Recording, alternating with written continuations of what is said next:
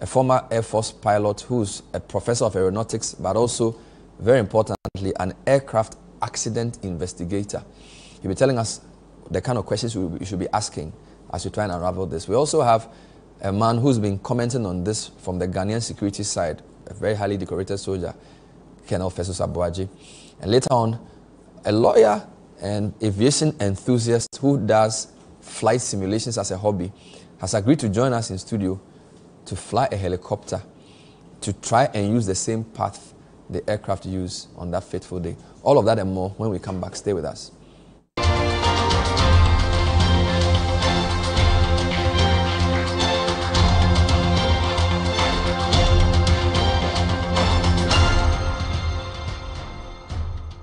Remember who we are seeing now.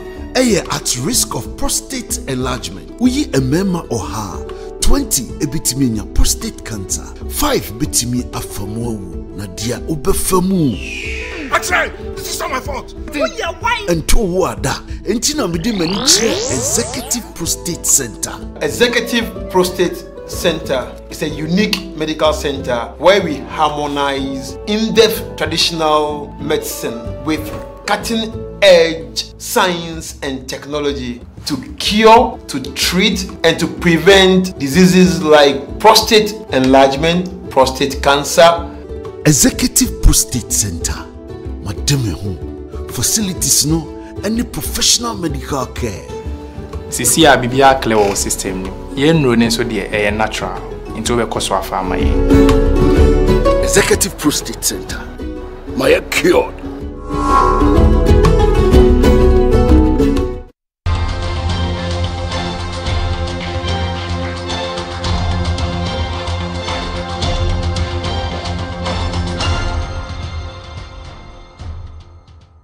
Welcome back. So tonight we're going to give you a three-dimensional analysis of the tragedy that occurred on the 6th of August. We're three-dimensional because here with us in studio we have a flight simulation that's going to try to mimic some of the conditions that were present on the day.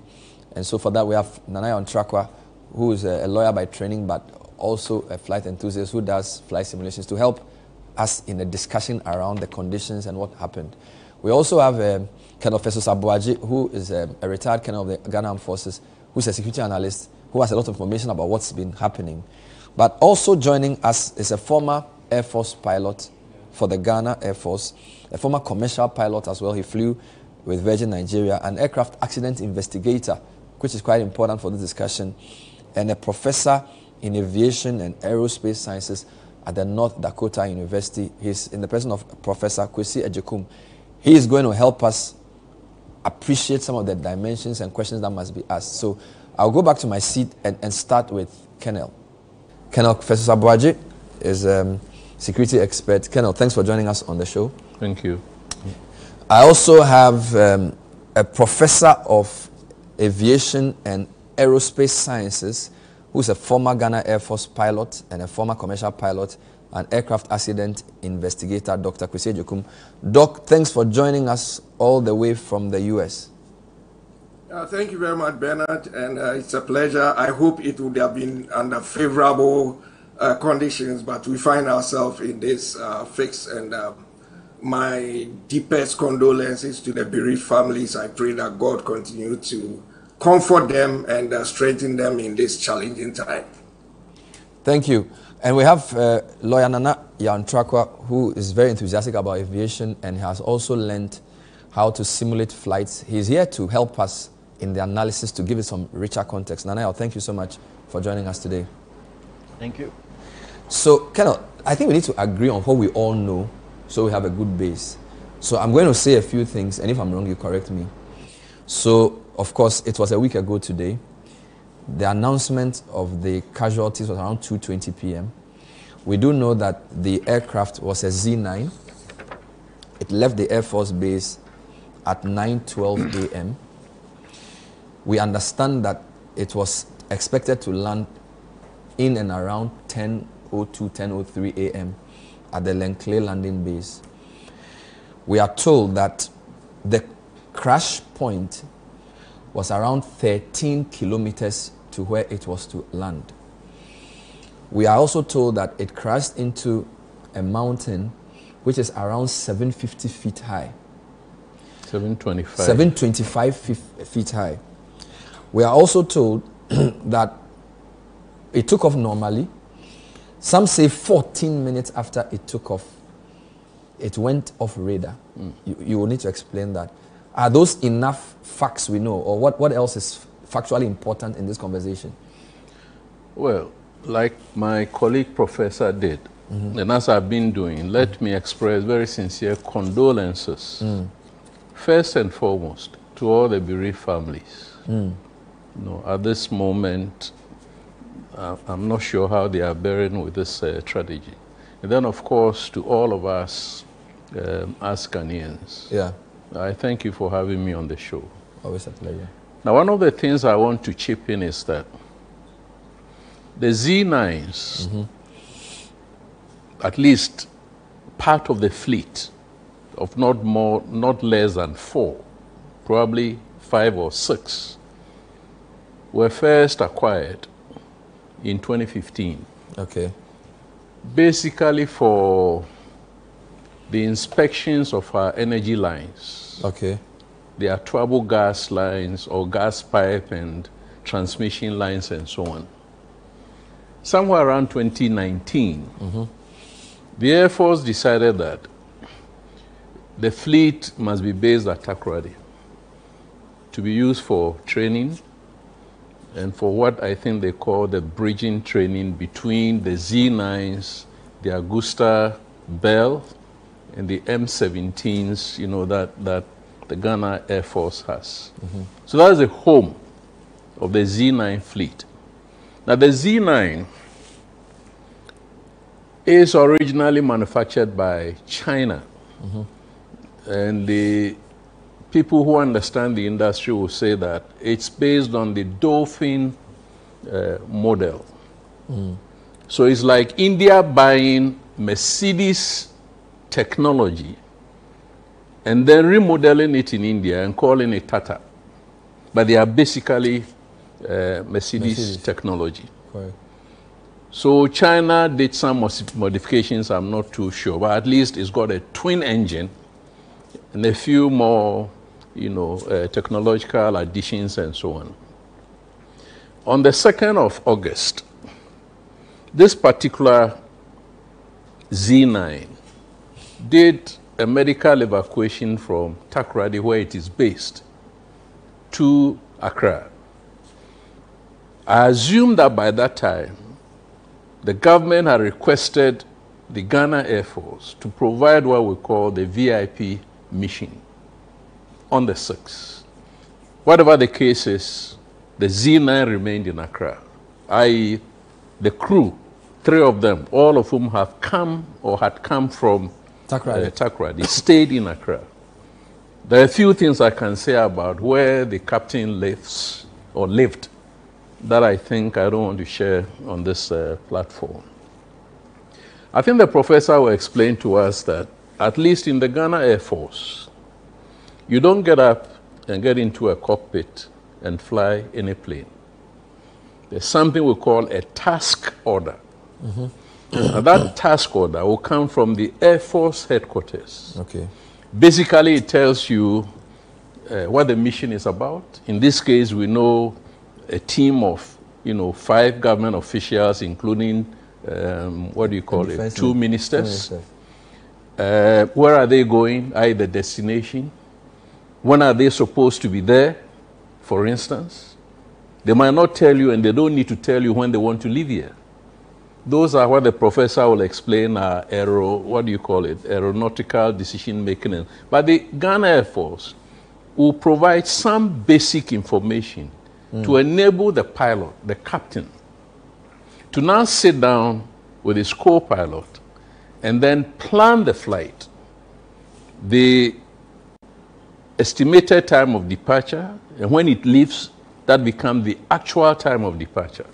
Okay. The path, the flight path that it is going to take, taking into consideration certain features, obstacles, terrain features, and so on. Okay. Taking into consideration the weather forecast, you know, from civil aviation or from GMED or whatever it is. All of that will be factored into the planning. So some planning took place. But as the simulation will show, and as Professor, I think, later on explained, the area around the Ghana International Airport, Kotoka International Airport, is a controlled airspace. It doesn't belong to the Ghana Air Force. They are co-tenants. In other jurisdictions, they would have shared the management of the air traffic. But in Ghana, it is strictly the civil aviation. So that plan will need to be certified by civil aviation, which controls a flight until it is out of the radar zone. And then, as I've been explaining, normally helicopters fly under visual flight rules. Visual is eyes, as opposed to instrument flight rules, which the larger planes do. When they climb, they attain the right height, then they go instrument. So the human factor there is very minimal. In this case, the captain and his co-pilot constantly need to be aware of where they are per the flight plan. You know, or we know, as you said, subject to correction, that 14 minutes after takeoff, 0926 thereabout, the helicopter went off radar. Professor will explain a bit more. But off radar doesn't mean a helicopter has crashed. It simply means that it is at a place where, owing to certain factors, like terrain features, let's say the Nkoko area, for instance, let's say the Atiwa area, depending on the position of the aircraft relative to Kotoka, the radar might not pick the position of the plane. So we need to understand that the plane did not come down 14 minutes into the flight. But now we know that it came down, as you said, 13 kilometers from the designated landing point, the Longley Airport, and about 3 minutes flying by the helicopter. While you do that, can I tell Nanayao to use that information to set up his flight so that we can get a sense of what you said? So, expected time of takeoff is actual time of takeoff. Time of departure, ATD. Is 9:12 a.m. From the Air Force Base, and the destination is the Longley landing at Obuasi. So Nana, what do you? Sports field. What can you use that information to plan something? Yes, we can. You can. Yes. So show me how you're going to do that. Right. So at the moment we are looking at the map for flight planning. Okay. So we are looking at Kotoka International Airport, which is where the mouse is, circling. And then a little bit to the right is the Air Force Base. Let me zoom in. Okay. So I'll pick my departure point from here, set as departure. And then I've already set my destination, which is Longley. It's a stadium, actually. Longley Stadium. So let me zoom in so that we can look at it. See that it's actually a stadium. Okay. And then I'll zoom out.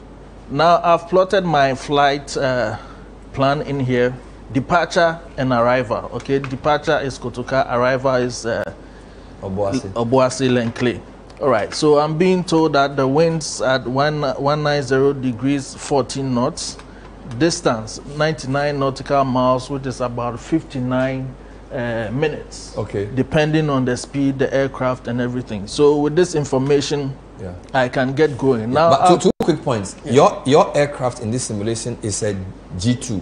It's a G2 cabin, not a Z9 at all. So that means that it's a different type of helicopter. Yes, it's a smaller helicopter. Number two.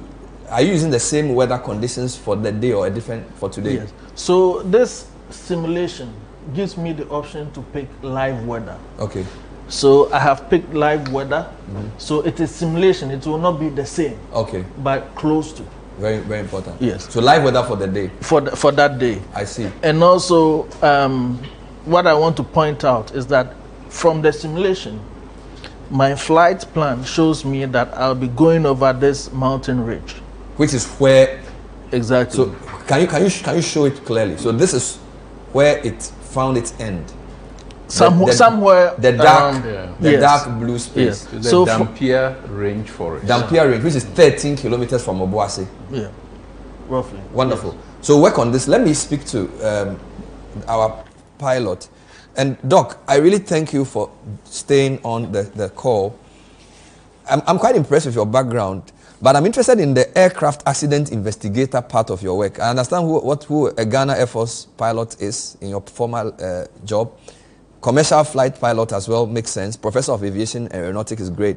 But who is an aviation accident investigator? Oh, yes. So the interesting part is that before that, I would like to say a big thank you to Ken Abuaji for making my work very easy. And obviously, that's an A in my career resource threat error management class. Excellent work. Thank you. So I was actually trained by the Ghana Air Force, which, let me be honest, in Ghana, if you are looking for the most experienced and competent, well-trained aircraft accident investigators, it's the Ghana Air Force that trains them.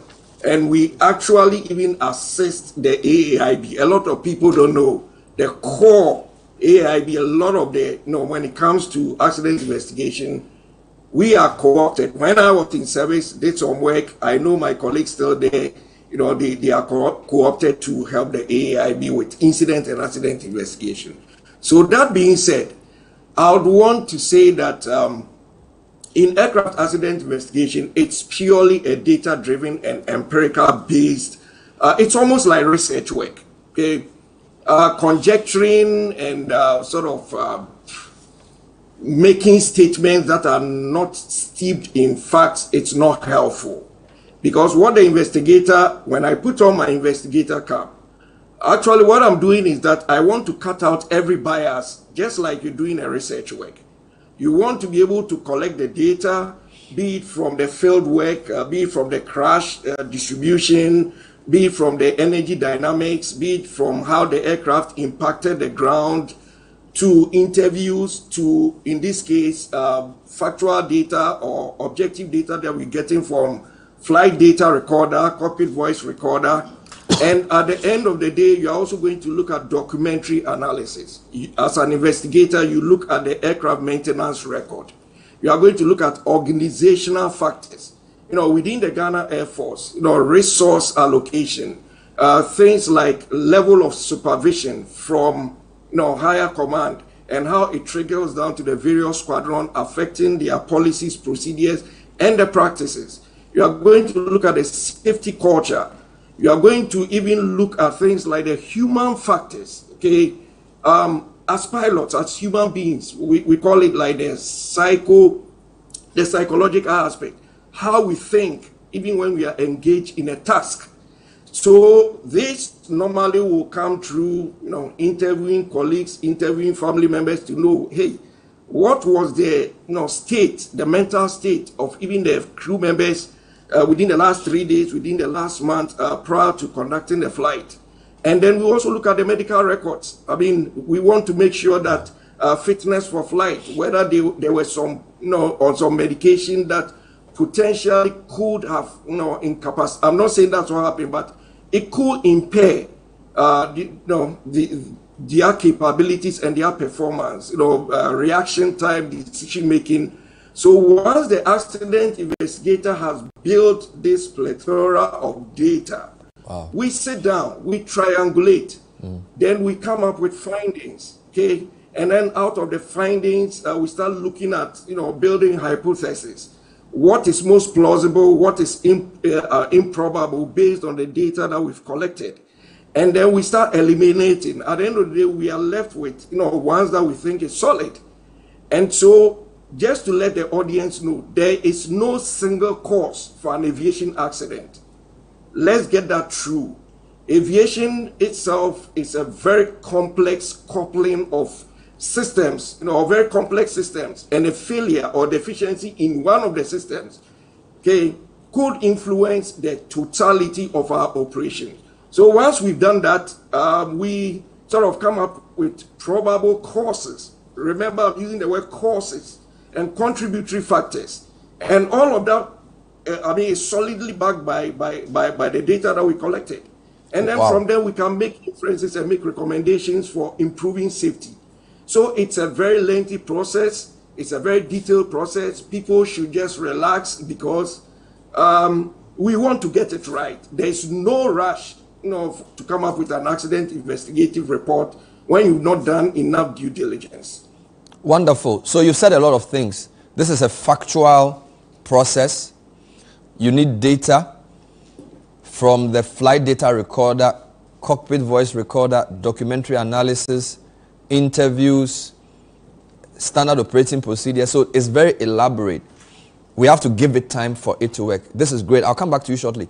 I wanted my simulator to tell me whether he's taking off. Just give us a sense of the ambience, since you are here to help us. Of course, we are not saying this is exactly what happened. This is very important. But we believe that this will give a better sense of understanding of the issues. Okay, so can you walk me through where you are and what you are trying to do? All right, so as of now, we are at the Accra Air Force Base. Yeah. And we've started our engines. Yes. The next thing we'll do is to ask Control Tower for permission to, taxi first and then take off. Okay. So once we get that approval, we will start to taxi. Okay. Now I want to make a point here that this helicopter doesn't have wheels or tires. Okay. It uses skids. Okay. So that's one difference from this one and then the Z9. So the Z9 has wheels. Yes. So the Z9 will probably move on the ground before it takes taxi on the ground. So if I want to taxi, I'll have to lift off because I cannot go. That's the first difference. And this is a bit smaller than the Z9. Yes, much more. So it's possible the Z9 could have gotten there much faster than your 59 minutes. Absolutely. Approximately. All right. But take off nonetheless.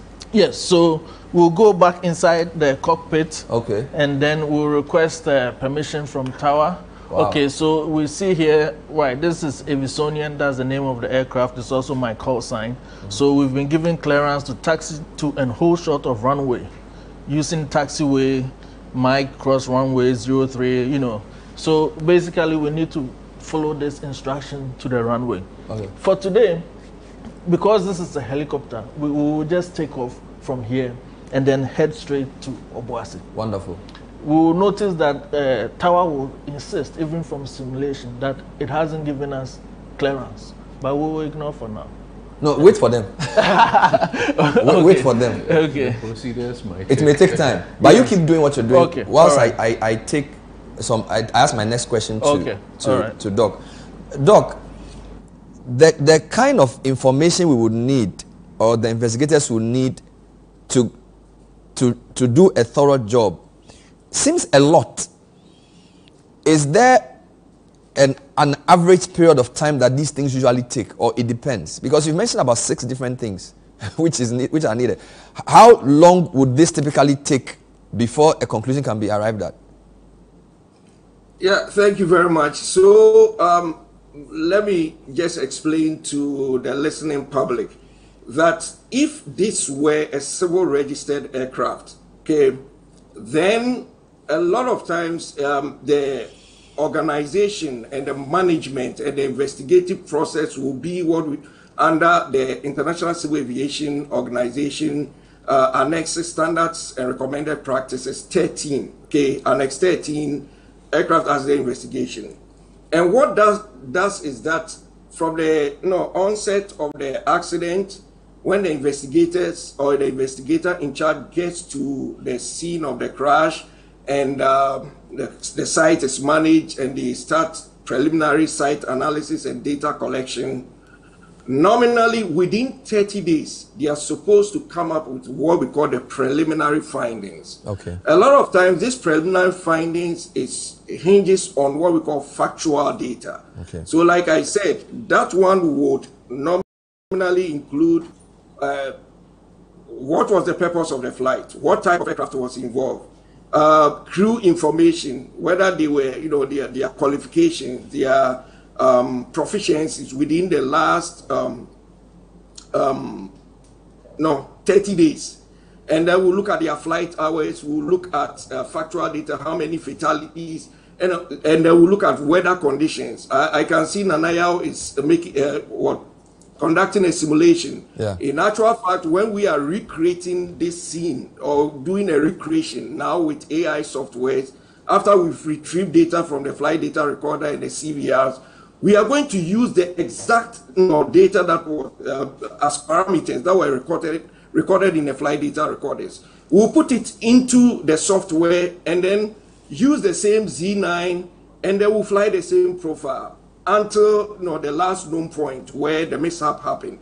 And so the factual data nominally it's what is grounded in fact, air traffic instruction, weather conditions from GMET, and then the investigator in charge would just brief the public about these things and then also highlight the fact that the investigation is ongoing, and hopefully in a year's time we should be able to come up with a final report, or if we've not completed the investigation, we give an update. In this case, it's a military aircraft. And so even though from my experience as an aircraft, as an investigator, safety officer in the Air Force, a lot of our procedures, it's akin to Annex 13, but we are not bound, that the 30-day briefing that we are nominally supposed to give as from the ADREP report. The Air Force, nominally, like Kanabuaji rightly stated, there is going to be a board of inquiry that will be set up. The preliminary investigation team will do the field work, they collect all the data, and then that data will be handed over to the board of inquiry, which will be set up with well-seasoned experience, I would say competent people from various backgrounds, flight operations, aeromedical, maintenance, maybe some aspects of operational control and command.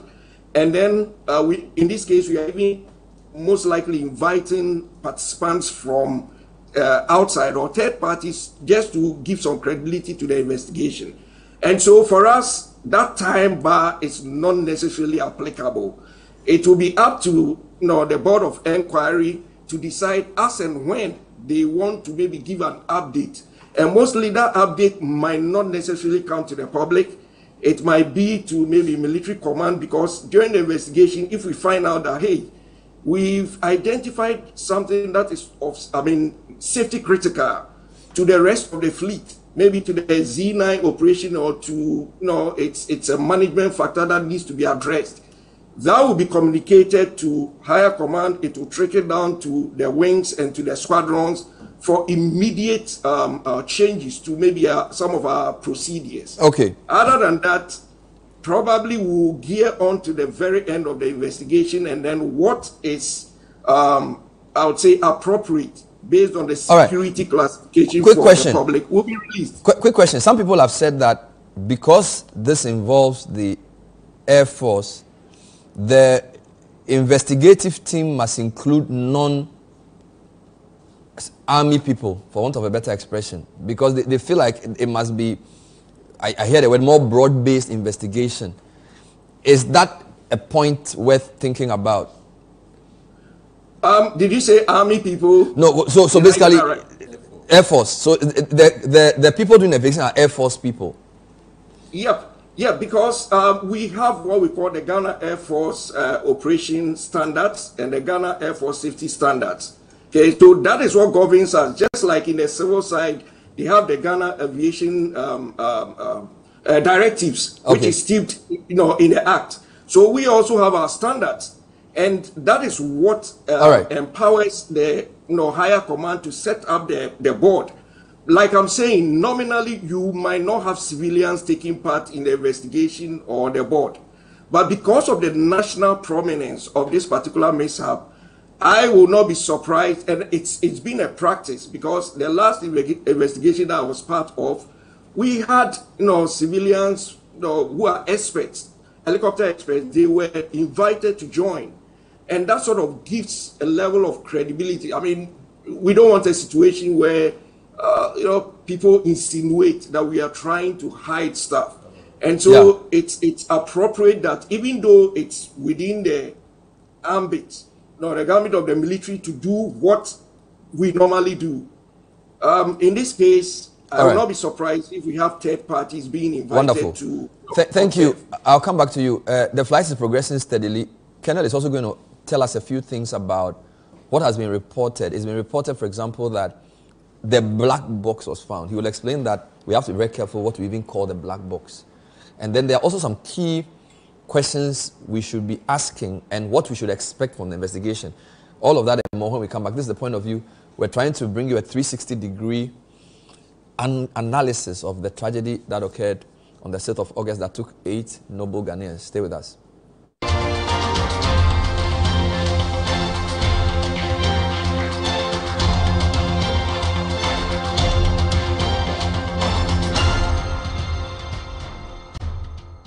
In Ghana, West Africa, the mornings are somewhat, if not for the perfect companion. What a good day to start.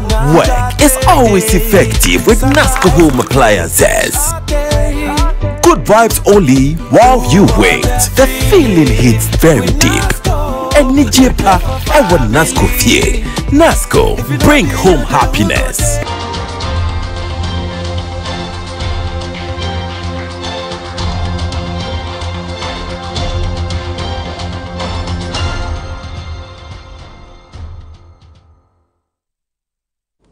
Welcome back. The point of view tonight is trying to bring some more clarity around the key issues which surrounded, of course, the fatal air accident that occurred exactly a week ago, or the air incident. I'm not sure I can call it an accident for now because that would be prejudicial. I have Colonel Festus Abuaji in studio. He's a security expert, served in the army for many years. I have Dr.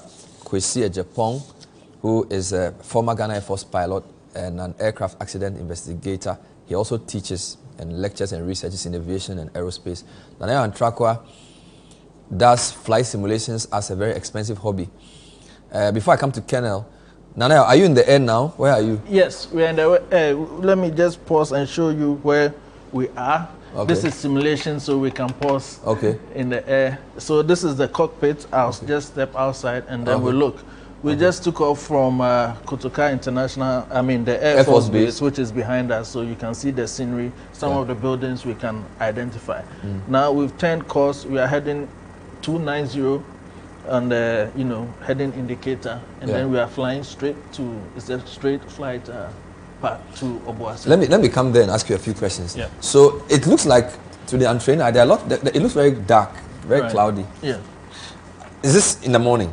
This is in the morning, yes. So we are simulating what it may have looked like. What it may have looked like on that day. Okay. So just go back inside the helicopter. So here it's fairly okay to fly. So for the first 15 minutes, it's okay. Everything's okay. It's okay. Now, Colonel, there was a point around, I think one of the media houses reported that the aircraft went off radar after, I think, 12 or 14 minutes. You're saying that should not be an issue because of the way our aviation space works. So it's not an off radar that's a problem yet, the so-called 14 minutes off radar. Well, my understanding of the information that some of us have is that if the helicopter went off radar 14 minutes after departure, 0926, it went off radar. Where was it? Was it around Atiwa? Was it around Nkoko, where we have mountain ranges? It couldn't have been. What was the condition of the weather? Heavy rain, lightning, whatever it is. Any of these, environmental factors could affect its detection by radar.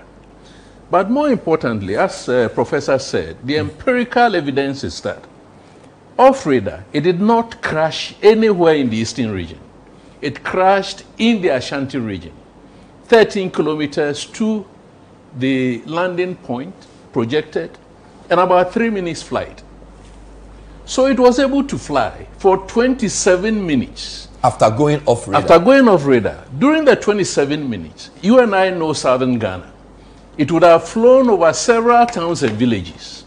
If it was encountering an emergency, like the Nkoko one which happened on the 11th, obviously, the pilot would have found a landing spot to land. The assumption is that because there were several towns along the path and it did not land, off radar would not mean that it was encountering an emergency. I'm using empirical evidence. Off radar means the radar cannot detect the position of the aircraft. That doesn't necessarily mean that it is encountering a problem. Not necessarily. And I'm using empirical evidence that because we know that the crash happened in the Dampier forest, which is 13 kilometers approximately from Obuasi, and 3 minutes flight, it had flown for 27 additional minutes after it went off radar. During the 27 minutes, where was it? Was it over Jasu? Was it over Konongo? Wherever. There are several towns with football parks, open ground. So you're saying based on those facts, the off radar shouldn't be an issue yet? I think we should disabuse our minds that because it was off radar, it had encountered an emergency issue. Because that would not necessarily be the case. That's important because some of the conversations have been around, of course, the time the Ghana Armed Forces communicated to the public officially, it was somewhere beyond midday. Yes. But we know that the fact that they are communicating to the public at 12 does not mean that that is when they realized that gone off radar or had an issue. Not necessarily. Yes. But let me come back a moment because Professor mentioned the state of mind and the competencies of the crew. Yeah. If we zero in on the captain, Anala, is that right? Anala, that's squadron leader. Yeah. He's got 13 years experience flying a pilot. Okay. Before he passed, he was the most senior, most competent helicopter pilot. This is a fact? It's a fact. Professor will tell us his grading was category C. Okay. Certified for VIP flights. Correct. And he has been flying VIPs in helicopters. So this will not be a new thing he's doing? Is to disabuse the kinds of Ghanaians that some people say, oh, maybe he was not competent. Look, squadron leader category C, helicopter pilot, is different from Air Marshal Bequin, who was flying fixed wing. They are completely different types of equipment. So, last point is that he had been trained in aircraft investigation at Cranfield University in the UK. Anala. Since his training, whatever that year was, he has been going back to Cranfield. The white man, Oyibo, Muzungu, has been inviting him every year to come and deliver aircraft investigation training. So some of this will be important in the data he was very competent. So I'm saying that what Doc, some of the things you're saying will obviously feed into the data that Doc is saying. Because these are facts. Whether he was competent enough and all of that, so that they know in 30 he was in good standing. And among the three crew, he has 13 years. Yes. The flying officer has 5 years. Okay. The flight sergeant, the sergeant engineer, has 14 plus. Okay. Collective experience, as Prof will explain. In this, your Ghana one, your collective experience is how many years you've done. How many years? You add it. That is the so level over 30, of competency over 30 years, if you put that together. It's 32 years plus. Yeah. So all of them, sergeant as an engineer, doesn't mean he must hold a master's before he's an engineer. You see what I mean? I get it. In the aviation system in the US, you can have a sergeant who is an engineer, but who is very, very competent. He doesn't need to be a master's or PhD. Preliminarily, we shouldn't be worried about competence issues. Ghanaians must throw away that stuff that maybe they were not competent. Okay. You see what I mean? Because it's a squadron leader. They expected. Let's deal with the question of the let's deal with the question of the F9, and I'm going to go to because of course it was reported in the news that the black box had been found. But you explained to me before we got on air that technically what was found cannot be called a black box. Technically, yes. What this Z9, this particular Z9 model, originating from China has, is an anti-crash recorder. Anti-crash recorder. The anti-crash recorder is technically the flight data recorder. Okay. It does not include the cockpit voice recorder. That is what the Z9 has.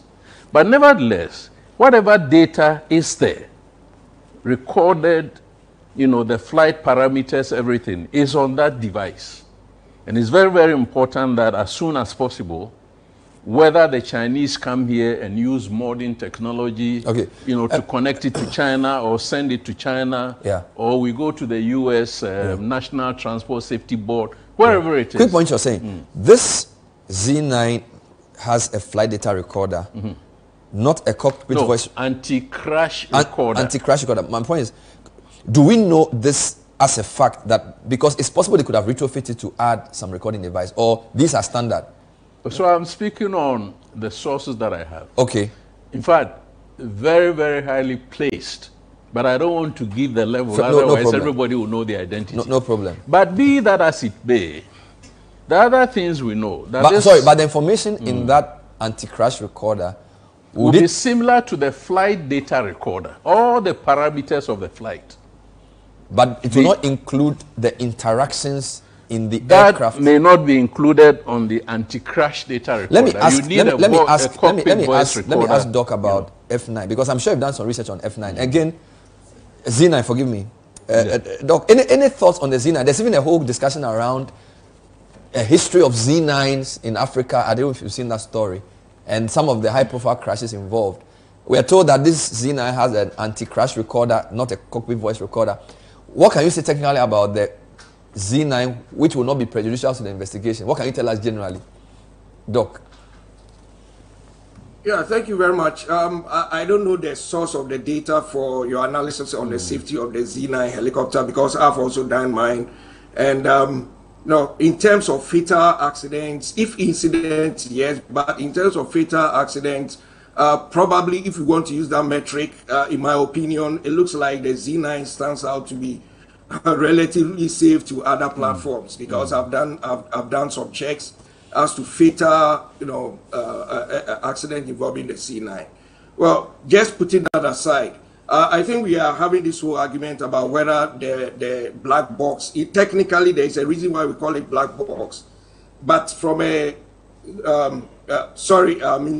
from a technical perspective, what we call the black box is actually the flight data recorder and the cockpit voice recorder, which is integrated into a crash-resistant box.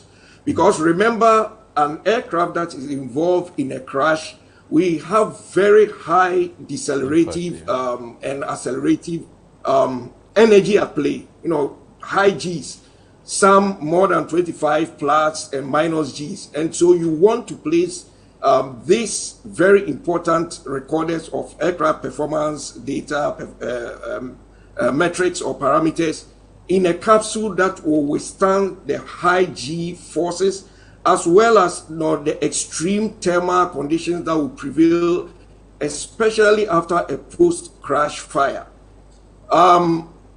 From my preliminary analysis, I know that some form of data recorder was on board this particular Z9.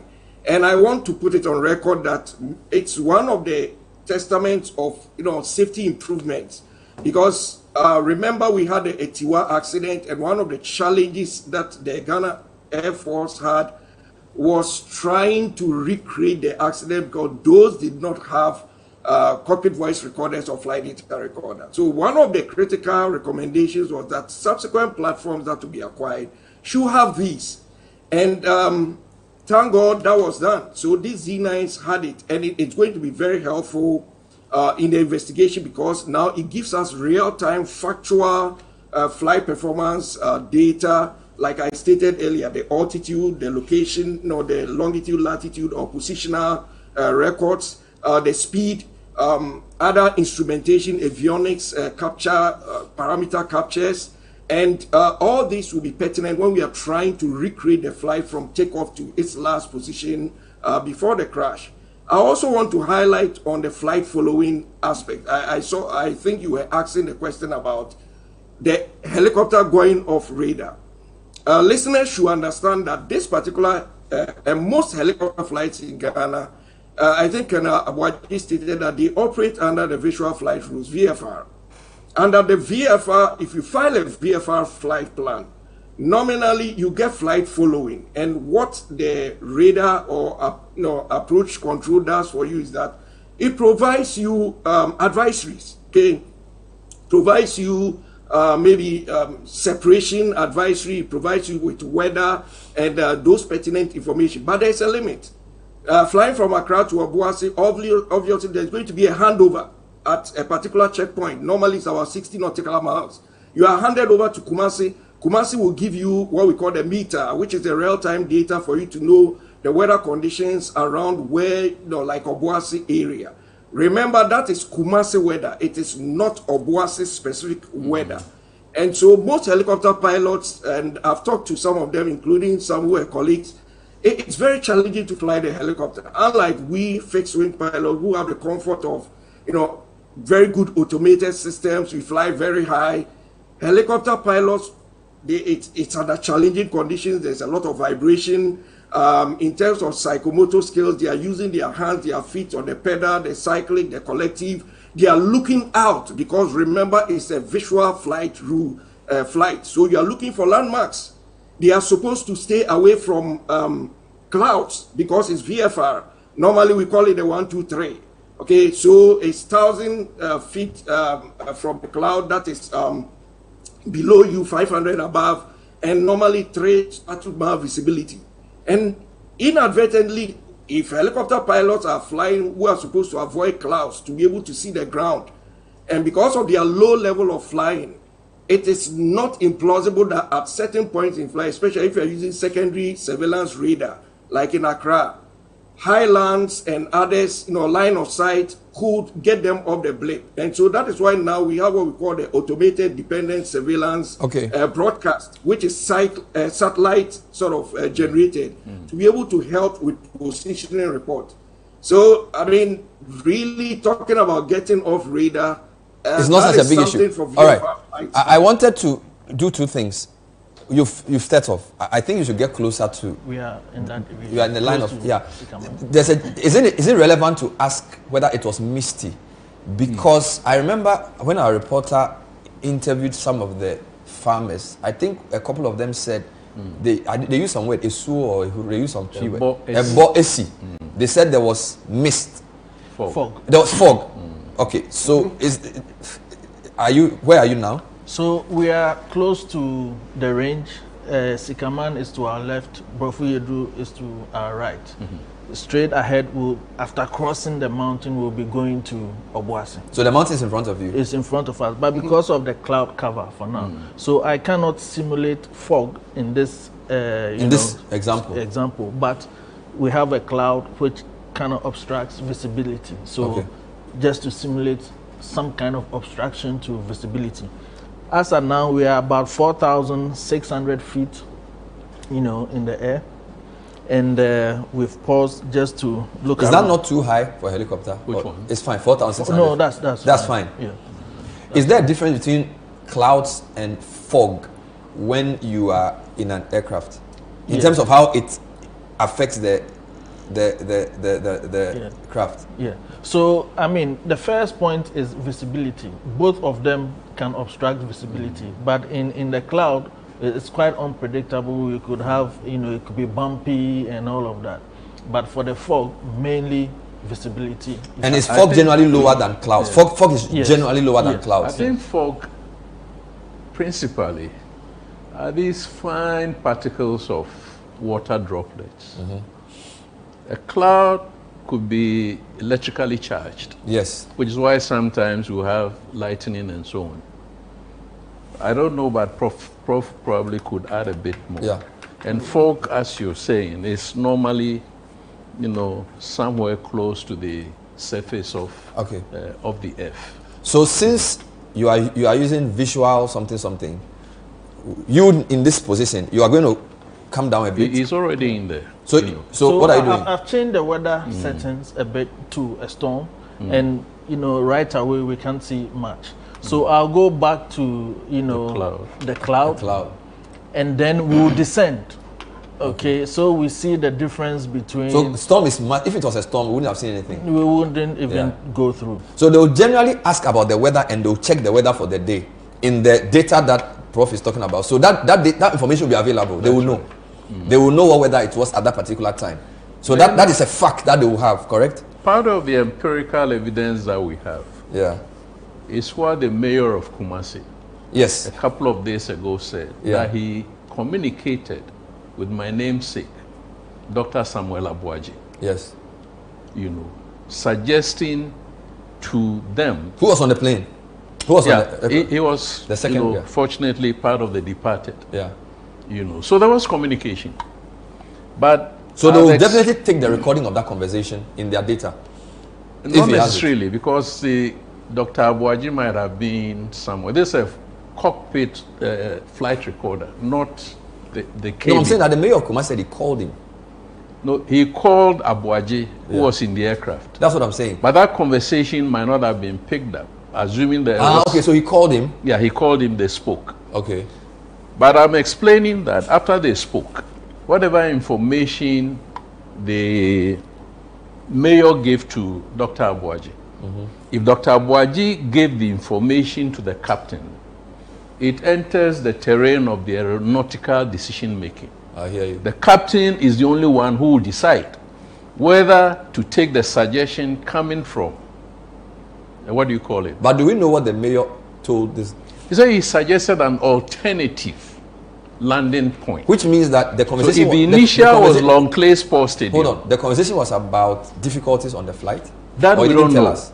The mayor didn't put it in that context. But that we suggested, or he told him that they could land, or they should land somewhere else. I see.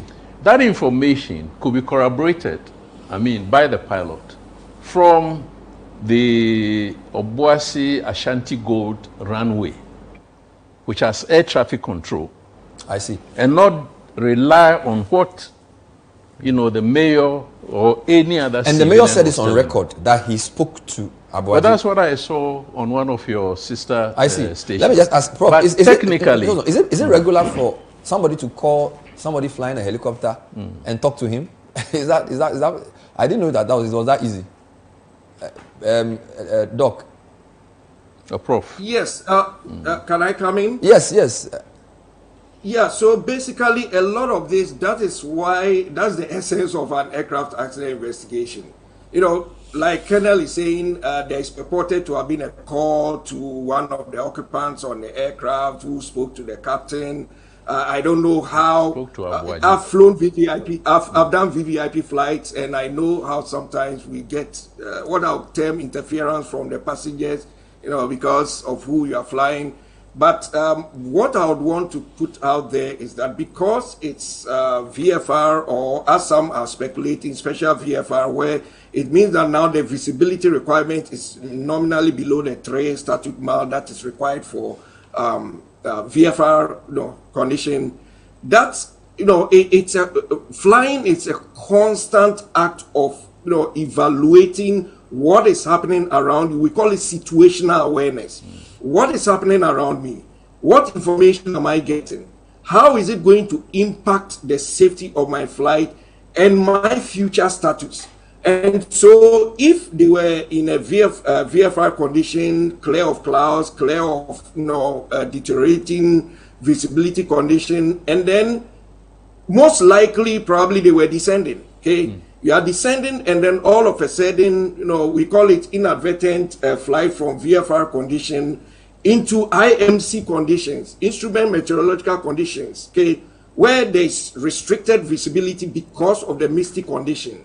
What it could happen is that, the human physiology is such that the perception, how we perceive things, especially in a motion, in a vehicle that is moving around, your senses, we call it the vestibular senses, can be affected because what you are seeing and the sensation in your body, it's almost that it's diametrical, it's opposite to each other. And so that is why we train pilots to be able to focus on their instrument, because the instrument will give you the appropriate orientation. If you tend to look outside whilst you are in conditions where you have restricted visibility, like in a misty condition, there is a likelihood that you might become disoriented, and your inputs is going to be affected because you think that you are climbing, you are pushing down, you think you are descending, you are pulling up, you think you are in a bank to the right. Meanwhile, you are supposed to be straight and level, and a lot of aircraft accident, both fixed wing general aircraft, general aviation aircraft, and helicopters especially, have been involved in what we call control flight into terrain, where the aircraft is positively under the control of a well-qualified, trained pilot, but inadvertently enter into conditions where they become, they become spatially disoriented, they lost situational awareness, and then they crash into either water, into terrain, or into a tower. It's one of the leading causes of fatal accidents worldwide, what we call CFIT. And so at this point in time, I've been talking about the mystic conditions or whatever it is. That is going to be a focus of on the investigation as to, hey, how did these external variables, what we call contextual complexities, influence the decision-making pattern of the crew? We want to understand what was the pilot thinking. And that is a very complex thing, and it takes a lot of diligence, examining the data that is available, and to be able to come up with the appropriate hypothesis. All right. What I want Anaya to do for us is to get closer to the area. Okay. So we are actually, Bernard. Okay. And we've dropped to about 1,600 feet. We were about 4,600. So right away you can see the difference in visibility from the drop. We are out of the clouds. So this is much clearer. This is much clearer, although it is not so clear. So I just want to move to clear sky so that we can have a sense of what clear, clear so sky. So if it was absolutely clear, it would have been this, which you can see everything. You can see that right in front of you is the mountain. But from all that has been said and what we know for the day, it was not clear. But we don't know the level of. Right. So that is what they will find out. Right. So they will know from the data for the day the exact amount of visibility impairment, for want of a better word. But you are using fog. So this is where we are. It's using clouds. Clouds. Okay, clouds. The question I have is, you are 1,600. Right. The mountain they crashed into was 725 feet. Yeah. So that's another the impact point. The impact point. That might not necessarily have been the highest point of the range. Exactly. Are you able to tell us the highest point on this? So it can be checked, but from the simulation, okay, I'm doing 1,600 feet. If I continue straight at 1,600 feet, I cannot go over it. You see, just by looking at it. Oh, really? Yeah. So, you can see it right in front of me. Going straight means I'm going straight into the mountain. I'll have to go up. So the mountain itself was much higher than 1,600 feet. It depends. So this is simulation. Okay. Okay. We need to get the exact. But you're saying that with this 1,600 that you are, using the same, if you went straight and didn't go up, I'll go through the mountain. You're serious about that? Yes. Yes. We can. So it means that they need to tell us the exact height of the mountain as well, which is easy to verify. The general area of Obuasi. Yeah. Obuasi probably is like surrounded by mountains. Yeah, surrounded by mountains. The highest peak of the hill ranges is 1,250 feet above mean sea level. Okay. I don't know whether this is mean sea level or not. Normal sea level. But there's a difference between the height from Sikamine to the top. And then measured from Accra, for instance. Okay. So that is where there are a lot of unknowns. These are the known unknowns. Yes. We know that we have to get that information, but we don't know what the information is. Then it looks like it didn't crash into the mountain. It crashed into the top of a tree or trees. You see, and there's a difference. People said. Well, the eyewitness account is also part of the investigation. Because if you go to the site, and there is evidence now that some of the trees had lost their branches. You see what I mean? Yeah. If it crashed on the ground, unless maybe a flying rotor or engine part, went up there. But the eyewitnesses say that it almost cleared the treetop. Before it finally But then it crashed into the treetop. I see. And if you like, fell. Maybe on this point, to try and clear one of these conspiracies about somebody emphatically saying that the helicopter crashed mid-air. Mid-air means that it was in the air. Yeah, this was said by a member of Parliament. Don't mention the name. No, we want to be clear. That is not, this is a senior person to say this. Yes. And you're saying that that couldn't be possible. The first thing is that where is the evidence? There's no evidence to that.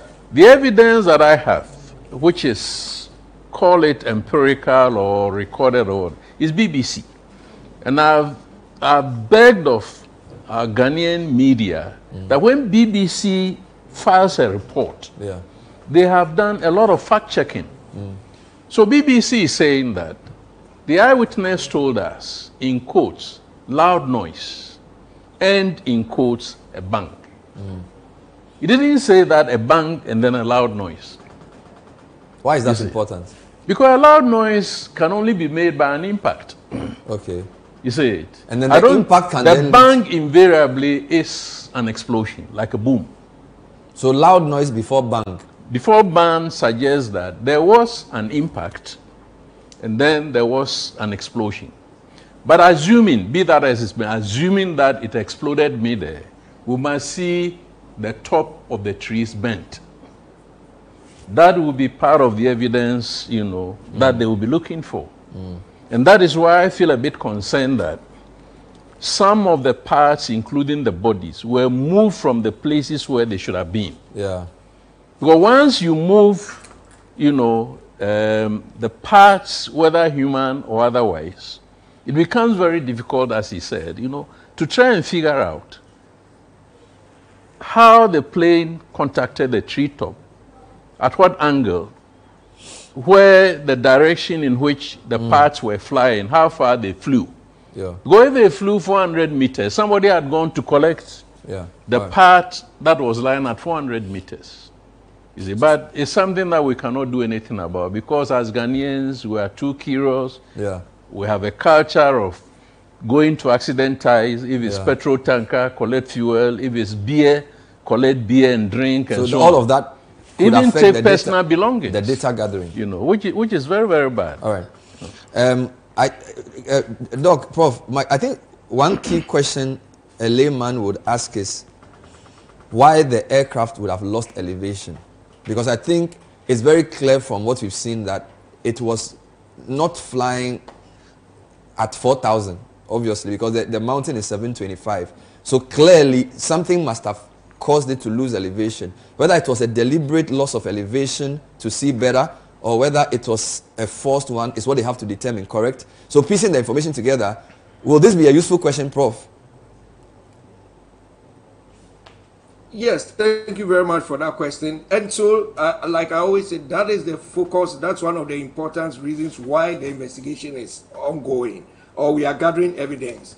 Obviously, if you look at the flight profile, if you are flying from Accra all the way to Obuasi, and it's being suggested that they were about 13 miles to where they were supposed to land. Obviously, you cannot be at 4,000 if you want to land at the Lenkley Stadium, it's not plausible. So, which means that most likely they were in the descent phase, descending from 4,000 all the way to be able to have what we call a continuous descent, stabilized approach. And most helicopters, the limitations with helicopters is that unlike fixed wing, where normally we will fly to an airport which has what we call an instrument approach, which is well planned, takes into consideration the elevation, takes into consideration the profile of the place, the risk. A lot of helicopters go to places where there is no control tower, it's uncontrolled, it's remote area, and the pilots have to visually sort of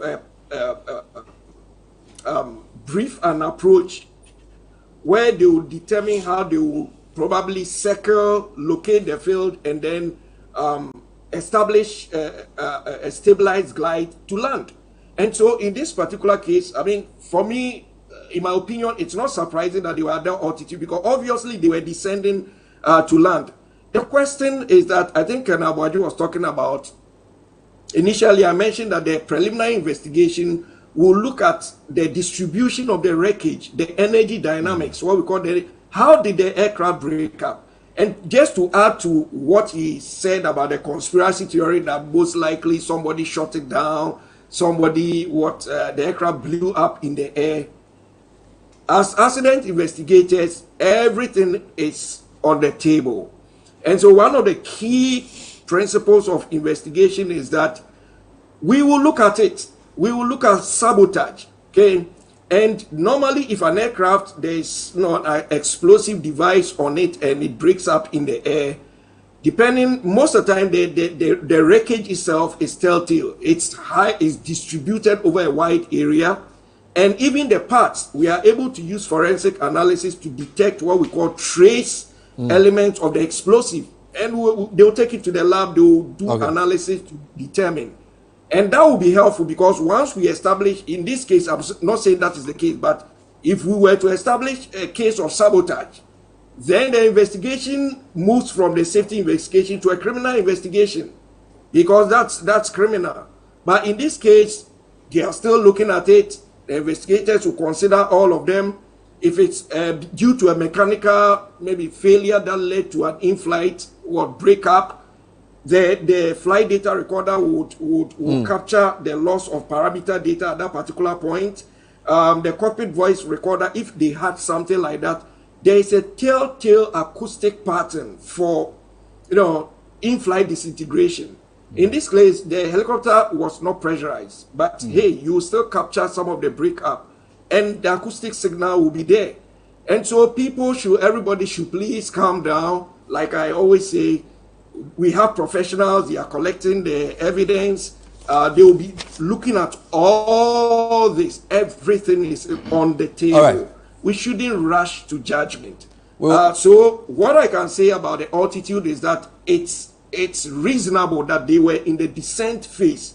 And then, we've talked about the visibility. So if you are from a visual condition and inadvertently you get into instrument condition, that's poor visibility. Obviously, most helicopter pilots will try to weave their way out of it and find maybe a hole where they can establish visual contact with the ground. That's normally the practice within the helicopter world. But then the point is, what happened to the crew? Because sometimes when you get into diminished visual condition after you've been in clear weather or clear visibility condition, you could have what we call illusion or spatial disorientation. It is not because they are not good pilots. It is because of the physiology of the human body between what we are seeing or what we are sensing and the perception, how our mind processes the signal that we are sensing. So that discrepancy brings in the illusion and can lead to spatial disorientation, which affects how the pilot their input, and then could eventually eventually let to, establish that this was a control flight into terrain. So we have to find out what transpired and what was happening to the crew for them to get into this situation. That's the essence of the investigation. Thank you, Prof. We'll take a short break. When we come back, the simulation pilot has a question for you.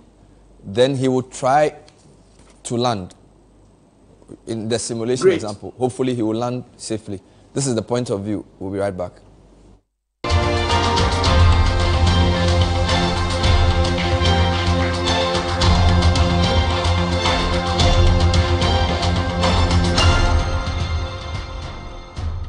Remember who we are seeing now.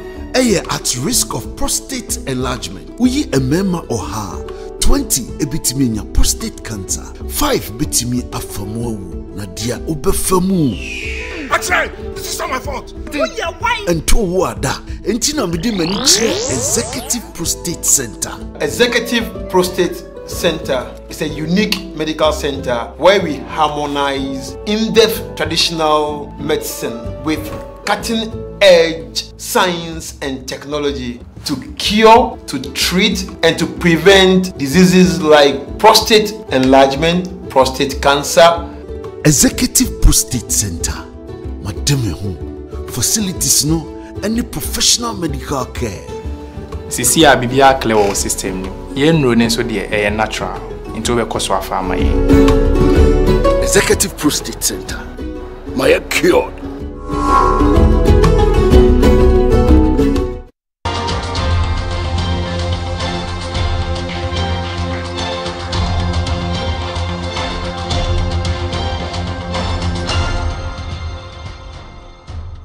here on the point of view tonight, trying to make the significant interesting. It's one of the maxims of journalism. We are storytellers, so beyond asking the hard questions, we've invited a flight simulator pilot to just help us get a sense of the discussion. So I have a colonel or a retired colonel, and of course, a former Air Force pilot who is now a professor of aviation and aeronautics science and an aviation accident investigator, technically helping us understand what questions we should be asking and what the investigation should be doing. But my guest who is sitting behind the simulation cockpit has a question for Prof. So what's your question for Prof? Right. Prof, you know, in simulation, the altimeter settings has a role to play in terms of having accurate altimeter readings. So I'm just wondering whether it is the same in real flight. Assuming I have my altimeter settings wrong, could that affect my altitude perception? Yeah. Yeah. Yeah, thank you very much, Nanaya. That's a very important question.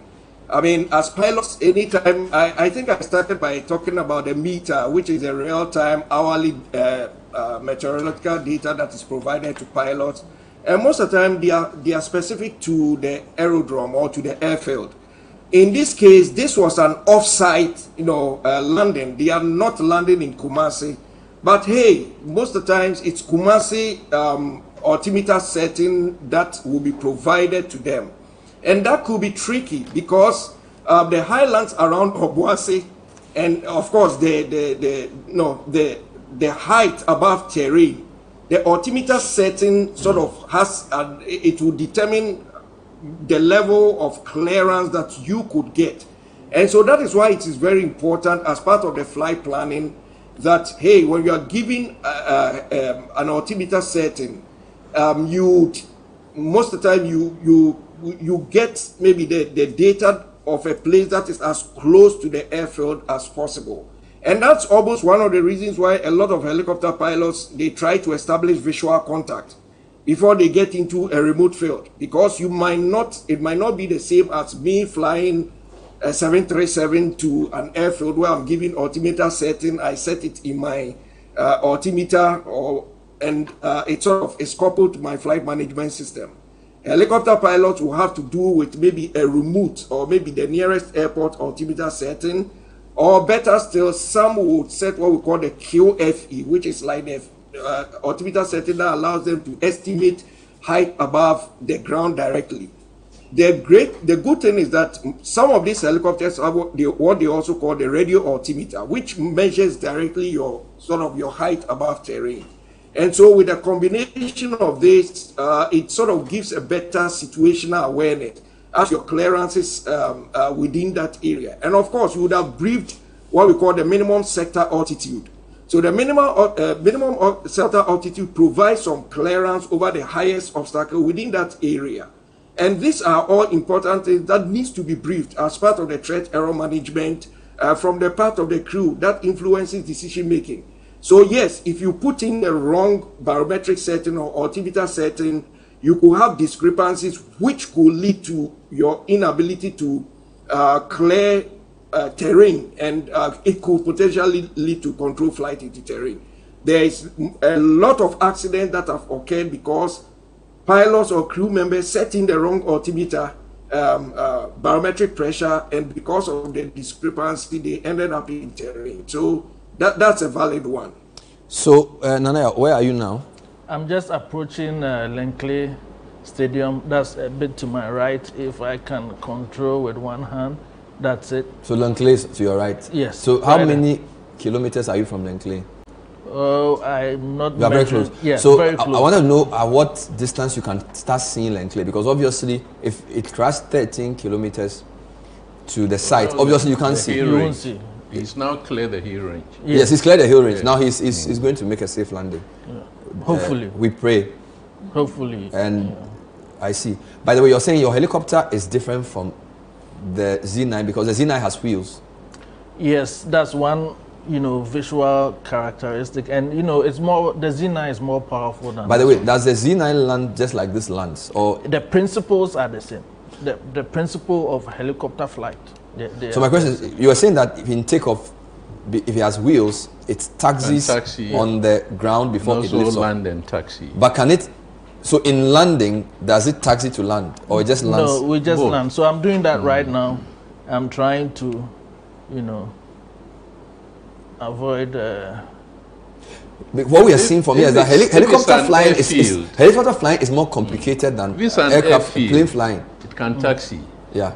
If it's a helicopter landing point, it just goes. It needs to come, hover, and then drop on the edge. All right, we're on the ground.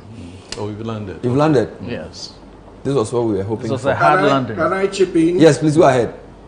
Yes, so talking about helicopters, obviously this one has kits. Most helicopter pilots, because of terrain avoidance, if they are going to a remote area, initially when they get there, they will do an overflight. Yeah. Okay, because basically they are looking out for places where there might be masts, telecommunication masts, or so they plan the approach profile. So they would normally do an overflight. Even those of us, when I was flying the Fokker 27, we go to Navrungo, we do an we will do an overflight to inspect the field, and then we plan our approach. And if it is such an open place, then they could come in high, and like an Abadi is saying, they'll do a hover to landing. But that also has its own risk, because if the place is dusty and you are doing a hover to landing, it could blow enough dust that you get yourself into what we call a brownout situation, which also, it's another risk that helicopter pilots face. The investigation that I the accident that occurred in a Duke room, semblance or something like that, was associated with it. And so a lot of times, it's more like you establish a nice profile, descend, in such a controlled manner, so that you'll be able to land and you'll be able to avoid the obstacles. So that's what just a quick question. I hope my helicopter pilots will not give me a C for explaining how they conduct their approach and they land. All right. Kenneth, do we know when this aircraft was manufactured, and is that important in this discussion? Well, I know from sources that I've spoken to, the first 4 were acquired during the first tenure of the incumbent president in 2015. But it looks like this Z9 is not one of the 2015 fleet. It's a recent acquisition. Now that I'm here to know how old it is. But even the 10-year-old helicopters, Prof will tell us, are relatively okay if they are well maintained. So that's a big if. So this particular one will be much newer. And in all likelihood, it will have other instruments that are probably better than those that we have on the original. So Prof, will the maintenance schedule of this helicopter be part of the data? Because he gave an important caveat. He said if it's even 10 years old in terms of buying, that's not from when it was made, right? Then the if that they have to find out is whether it was regularly maintained, correct? As part of the data they need. Prof. Yes, so like building up on what Colonel rightly stated, you hear this, the aircraft was manufactured, 1980, a whole lot of things. In aircraft, operations, it normally has to do with maintenance, whether you are following the recommended maintenance routine or regimen that the manufacturer has specified, and you are complying with airworthiness directives that have been issued by the regulator. So long as you follow the strict regime that is established for maintaining the aircraft in an airworthy state, yes, that is it. The only problem is that the older the aircraft, the more maintenance that needs to be done on it, and the more maintenance that needs to be done on it inadvertently sometimes introduces some elements of human error that we try to avoid. That being said, this helicopter, that's one thing as investigators I would want to find out. I don't have the information. Even in the United States, because of a lot of incidents with control flight into terrain related to helicopters, now the FAA has issued a new directive for all of them to have what we call enhanced ground proximity warning systems or terrain awareness warning system with GPS sort of updates for their data in terms of the geographical data. It's real-time updating. What this does is that it maps the terrain in which the helicopters are flying, because remember, they fly at low levels. And so it alerts the crew if there is imminent sort of closure with terrain or with water or with mast. And it helps in ensuring what we call situational awareness for the crew. So that is something I would want to know, as part of the investigation, whether this particular aircraft had an enhanced ground proximity warning system or a radio altimeter that is coupled to it, and of course the enhanced, updated terrain data with the tolls, because these are technologies that improve safety, especially for helicopter flying. And so if they had this on board, now the question is, if obviously there will be alerts, and that will also be captured in the cockpit voice recorder. If they had the alert which was telling them that terrain, pull up. What happened? How did the crew react to it? I cannot, sitting here in the comfort of this office, second guess whatever the crew did, because that's a little bit of hindsight bias. But I believe the data, when pulled up and reconciled together, should be able to help us reconstruct what was happening in the cockpit. And like I said, with other information, have a picture of the mindset of the crew when they were faced with all these variables. Let me give the last word to Colonel. Because you've followed the discussion from its inception across, what are your key takeaways and what's your advice to the public as the investigation begins and as we also obviously mourn their loss in Ghana? I think in this conversation we have focused a lot on the aeronautical side. Yes. Now, post-impact response is where there is a lot of tension now. Yeah. All manners of, all schools of thought as to how the different stakeholders responded. One of these key stakeholders is the Ghana Armed Forces. Yeah. My only advice is that when you are moving between spaces, you factor in time. So between Kumasi and Obuasi and Sikaman and the impact site, it's not quantum physics that instantly you are at both places at the same time.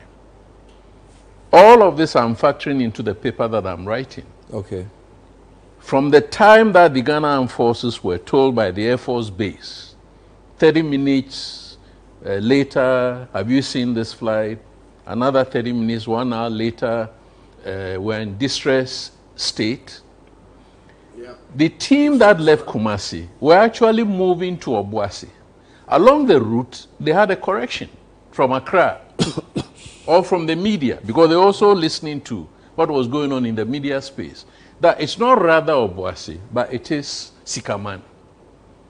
All of this change of direction, given the nature of the road network, would take time.